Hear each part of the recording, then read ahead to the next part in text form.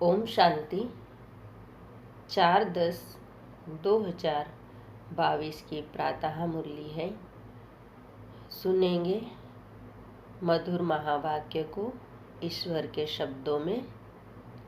मीठी मुरली को सुनते हैं। मीठे बच्चे, तुम्हें बाप को याद करने की रेस करनी है। बाप को भूलेंगे तो माया का गोला लग जाएगा। प्रश्न: इस ड्रामा के इस गूढ़ रहस्य को तुम बच्चे ही जानते हो। उत्तर: तुम जानते हो। इस ड्रामा में भिन्न भिन्न वैरायटी एक्टर है। हर एक का अलग अलग पार्ट है।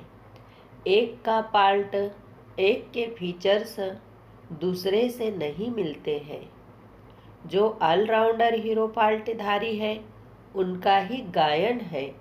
बाकी जो थोड़ा समय एक दो जन्म पाल्ट बजाते वह कमजोर पाल्टधारी हुए। दूसरा, सभी पाल्टधारियों में परमात्मा व्यापक हो। अकेला ही डांस नहीं करता। वह तो इस बेहद ड्रामा का डायरेक्टर है। वह नाम रूप से न्यारा नहीं।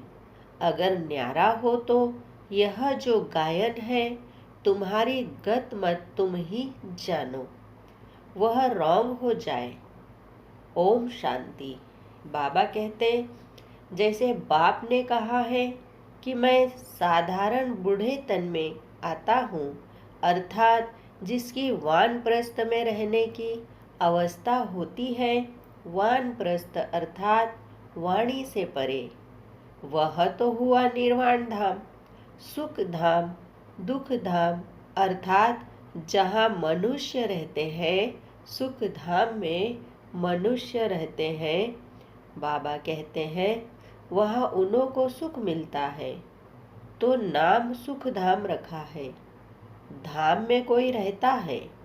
अच्छा, फिर शांति धाम कहते हैं, वहाँ तो मनुष्य रहने वाले नहीं है। शांति धाम कहने से फिर सिद्ध होता है वहाँ आत्माएं रहती है, वहाँ मनुष्य रह नहीं सकते। ऐसे नहीं कि मनुष्य सतयुग में शांति में रहते हैं तो कोई गुफा में रहते हैं, वह मन को अमन कर देते हैं। नहीं, वहाँ तो है ही एक अद्वैत धर्म। द्वैत की बात नहीं। फिर जितने धर्म पढ़ते जाते हैं तो द्वेष बढ़ता जाता है। जहाँ द्वेष है वहाँ अशांति है।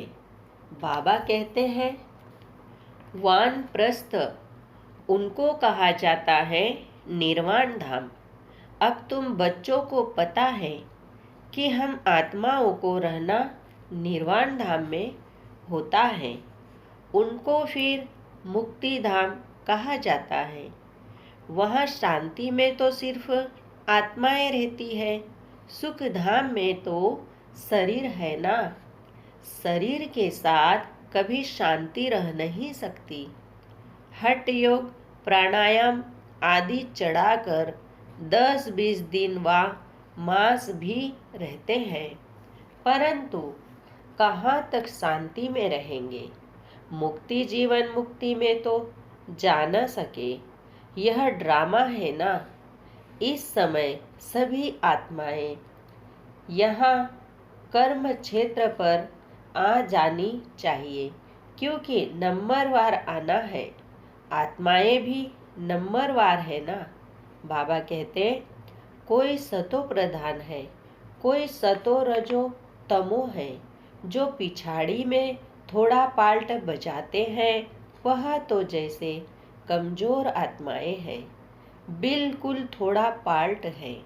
उनका इतना प्रभाव नहीं हो सकता, इतना गायन नहीं जाते हैं।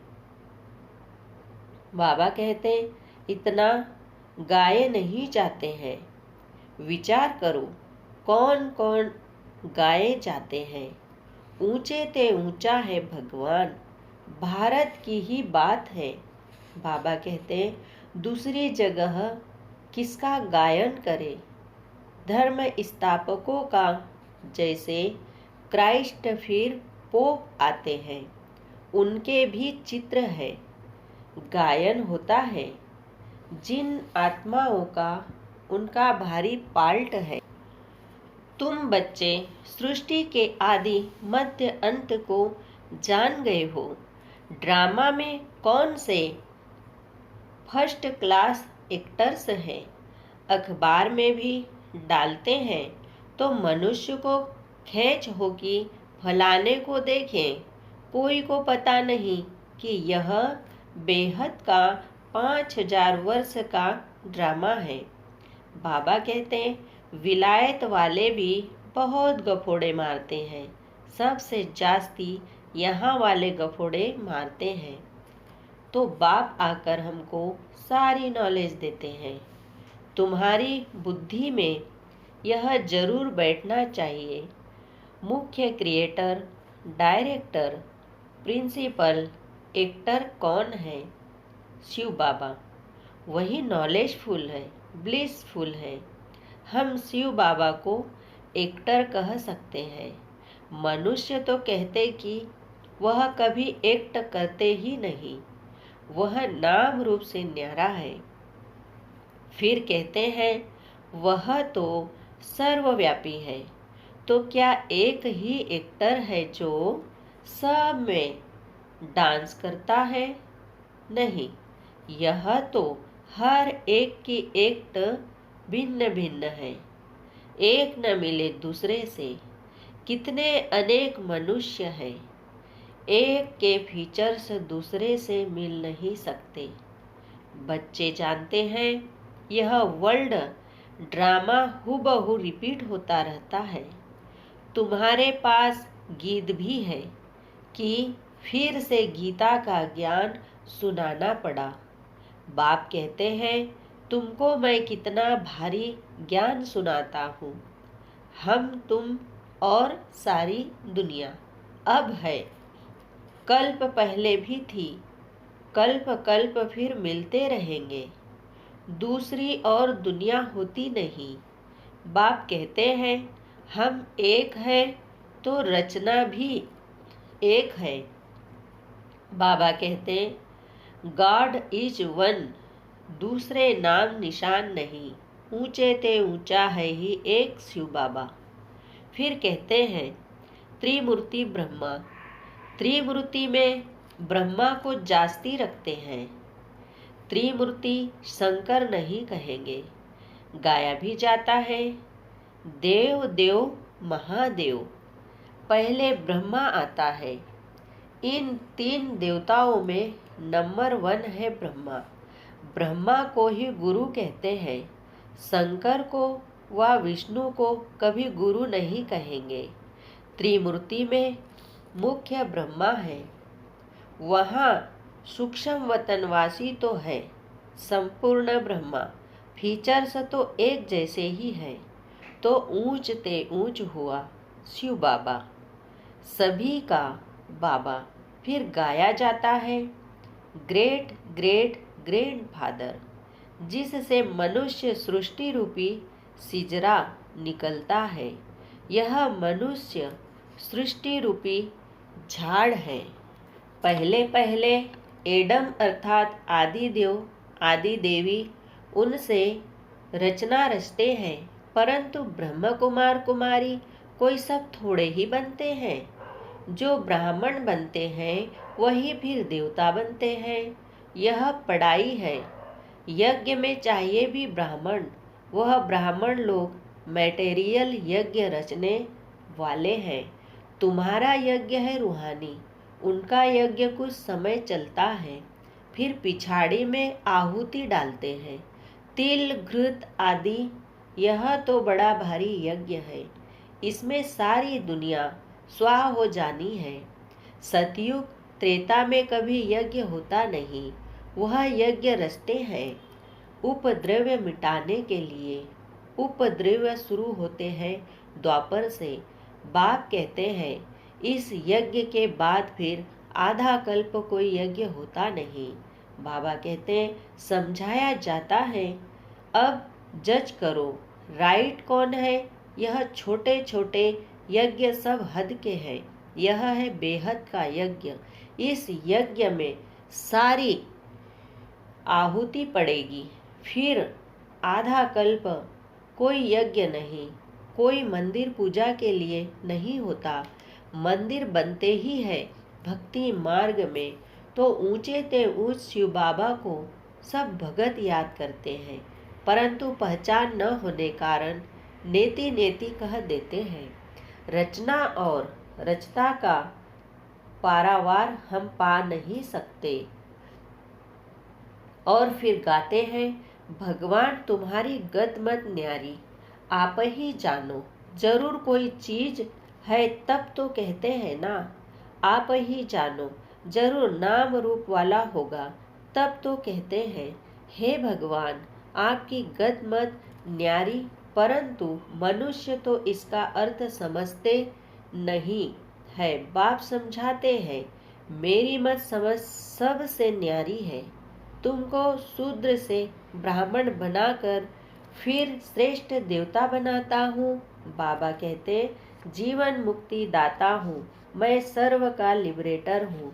कलयुग पूरा हो फिर सतयुग होता है। सतयुग में दुख की बात होती नहीं। बाप अब दुख से लिबरेट करते हैं, बाकी सब शांति धाम में चले जाएंगे। कलयुग के अंत में ही लिबरेटर आते हैं, आकर नर्क को स्वर्ग बनाते हैं। यहाँ तो बहुत दुख है, उनको स्वर्ग नहीं कह सकते। पुरानी दुनिया कोई नई दुनिया थोड़े ही कहेंगे। नई दुनिया में लक्ष्मी नारायण का राज्य था, पुरानी दुनिया में क्या लगा पड़ा है। यह फिर नई दुनिया बनती है। ऊंच ते ऊंच बाबा ही आकर पुरानी दुनिया से नई दुनिया बनाते हैं। सूक्ष्म वतनवासी ब्रह्मा विष्णु शंकर को देवता कहते हैं, ऐसे कहा भी लिखा हुआ नहीं है। तो बाबा कहते हैं प्रजापिता ब्रह्मा सूक्ष्म वतनवासी है। सूक्ष्म वतन में थोड़े ही प्रजा होती है। प्रजापिता ब्रह्मा तो जरूर यहाँ ही चाहिए। ऊंच ते ऊंच शिव बाबा फिर सेकंड नंबर में है ब्रह्मा। शिव बाबा इन ब्रह्मा द्वारा बेड सर्विस करते हैं, ब्राह्मणों को देवता बनाते हैं। यह तो है ही पाप आत्माओं की दुनिया, रावण राज्य। जो कुछ करते हैं उनसे मनुष्य के पाप ही होते हैं। भ्रष्टाचारियों से ही लेन देन होगी। भ्रष्टाचार शुरू होता है द्वापर से, फिर अंत में बाप आकर महान श्रेष्ठाचारी बनाते हैं। कला कमती होने में 5000 वर्ष लगते हैं। जो श्रेष्ठ ते श्रेष्ठ देवता थे वही फिर नीचे उतरते हैं। यह खेल ही ऐसा है। कितना अच्छी रीति बाप बैठ समझाते हैं। कोई बैठ समझते तो बाबा कहते कोई बैठ समझे तो अच्छी तरह से समझ सकते हैं। तुम तो कराची में भट्टी में पड़े समझने के लिए आते थे, पार्टीशन के बाद सब भाग गए, तुम तो वहाँ रहे पड़े थे। तुमको किसका संग नहीं था। संग से दूर होते भी नंबरवार पुरुषार्थ किया। सब तो एक जैसा पुरुषार्थ कर भी नहीं सकते। बाबा कहते स्कूल में भी सब एक जैसे नंबर कोई लेते नहीं है। 2 स्टूडेंट को 99 मार्क्स मिल नहीं सकते। क्लास में 1-2 के ऊपर थोड़े ही बैठेंगे। घोड़ों की भी रेस होती है, उसमें भी एक जैसे 2 हो नहीं सकते। उसका नाम रखा है राजस्व अश्वमेध। अश्व कहा जाता है घोड़े को। तुम हो रूहानी घोड़े, तुम्हारी दौड़ी है घर की तरफ की। पहले हम बाप के पास पहुँचे, वहाँ तो साइकिलों की घोड़ों की रेस होती है, युद्ध की भी रेस होती है। तुम्हारी युद्ध की युद्ध रेस की रेस है। तुम्हारी माया पर जीत पाने की युद्ध है। और बाप को याद करने लिए ही कहा जाता है। बाबा कहते कोई यह नहीं कहा जाता है कि गुरु नानक को याद करो या कोई और को याद करो। सर्व का सद्गति दाता एक है। वास्तव में सर्व पर दया करने वाला भी एक है। सर्व का सद्गति दाता पतित पावन भी एक है। उन्होंने अपने ऊपर नाम रखाया है तो झूठा हुआ ना। सर्व को सुख देने वाला एक है। सुख धाम में भी बाप ही ले जाते हैं, तो बाप से ही सुखधाम का वर्षा लेना चाहिए। आधा कल्प रावण ने श्राप दिया है, अब बाप से वर्षा लो। यह तो है ही पाप आत्माओं की दुनिया, देवताओं की है पुण्य आत्माओं की दुनिया। पाप की दुनिया में पुण्य होता नहीं। यह तो गफोड़ा मारते हैं कि फलाना मरा स्वर्गवासी हुआ। अरे स्वर्ग है ही नहीं तो फिर स्वर्ग में जन्म कैसे मिलेगा। यह भी समझने वाला समझे। समझने के लिए कोई यहाँ बैठना नहीं है। भल विलायत में रहो, परंतु 7 रोज बाबा के संग में जरूर रहना पड़े, क्योंकि संग तारे कुसंग बोरे। अगर तीर लग गया तो कहेगा और 7 रोज रहना है तो बाबा परीक्षा भी लेते हैं कि पूरा निश्चय है। दिल लगती है, तीर लगता है, बाप पढ़ाते हैं। अरे बाप के पास तो रहना चाहिए ना। जब पक्का रंग लग जाए तो विलायत में भी जा सकते हैं। अभी पवित्र बनेंगे तो 21 जन्मों की राजाई मिलेगी। कम बात है, बाबा कहते कम बात है क्या। एक जन्म पवित्र बनो, कोई बड़ी बात है। बाबा युक्तियाँ तो बहुत बताते हैं। आहिस्ते आहिस्ते युक्ति से चलो, जिससे खिटपिट न हो, दोस्ती भी रहे और अपने आप ही छुड़ाते भी रहो। बाबा राजू रमजबान है तो रमज युक्ति बताते हैं। ऐसे ऐसे करो। बहुत बच्चियाँ भू भू करके पति को ले आती है, फिर पति स्त्री के चरणों पर गिरते हैं कि इसने मुझे बचाया। वह ब्राह्मण तो विकार का हथियाला बंधवाते हैं। बाबा कहते यहाँ ब्रह्मा और ब्राह्मण हथियाला बांधते हैं। पवित्रता का वह कैंसिल करते हैं। बच्चे कहते भी हैं बाबा आप हमको स्वर्ग में ले जाते हो, आपकी हम क्यों नहीं मानेंगे। खुशी से पवित्रता का कंगन बांधते हैं। अच्छा मीठे मीठे सिखिलिदे बच्चों प्रति माता पिता बाप दादा का याद प्यार और गुड मॉर्निंग। रूहानी बाप की रूहानी बच्चों को नमस्ते। हम रूहानी बच्चों की रूहानी बाप दादा को याद प्यार गुड मॉर्निंग नमस्ते। धारणा के लिए मुख्य सार। फर्स्ट पॉइंट है पवित्र बनने की युक्ति आप ही रचनी है। 21 जन्मों की राजाई के लिए पवित्रता की प्रतिज्ञा करनी है। सेकंड पॉइंट श्रेष्ठ बनने के लिए श्रेष्ठाचार्यों से लेन देन करनी है। बाप के संग में रहकर निर्भय बनना है। वरदान सर्वशक्तिमान के साथ की स्मृति द्वारा सदा सफलता का अनुभव करने वाले कंबाइंड रूपधारी भव। सर्वशक्तिमान बाप को अपना साथी बना लो तो शक्तियाँ सदा साथ रहेगी, और जहाँ सर्व शक्तियाँ हैं वहाँ सफलता न हो यह असंभव है। लेकिन यदि बाप से कंबाइंड रहने में कमी है, माया कंबाइंड रूप को अलग कर देती है, तो सफलता भी कम हो जाती है। मेहनत करने के बाद सफलता होती है। मास्टर सर्वशक्तिमान के आगे सफलता तो आगे पीछे घूमती है। स्लोगन सबकी दुआएं लेनी है, तो हाजी करते हुए संयोग का हाथ बढ़ाते चलो। ओम शांति। शुक्रिया बाबा, शुक्रिया। ओम शांति, ओम शांति, ओम शांति।